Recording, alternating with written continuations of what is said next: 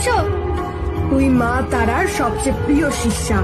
আমি যদি তোকে মায়ের হাতে তুলে দিতে পারি, তোর রক্তে মাকে স্নান করাতে পারি, তাহলে মা খুশি হবে, আমাকে বর দেবে। কিন্তু তান্ত্রিক তাকে শক্ত করে ধরে।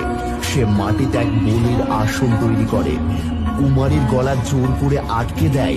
যুগ্রকাষ্ঠতে সে প্রচন্ড ঝড় শুরু হয়। মা তারার মূর্তি থেকে আলো বেরিয়ে আসে এবং সামনে স্বয়ং মা তারা আবির্ভূত হন। পাপি, তুই আমার নামে আমারই সন্তানের রক্ত চাইলি। ওর এই অধর্মের জন্য আমি তোকে অভিশাপ দিচ্ছি। না না মা, আমায় ক্ষমা করো, আমি ভুল করেছি। ক্ষমা অন্যায়ের ক্ষমা হয়, কিন্তু পাপের ক্ষমা নেই। পাপের শেষ একটাই, শাস্তি। এরপর এক প্রবল আগুনের স্ফুলিঙ্গ তান্ত্রিকের শরীরে আছড়ে পড়ে এবং সে চিৎকার করতে করতে মন্দিরের বাইরে ছিটকে পড়ে।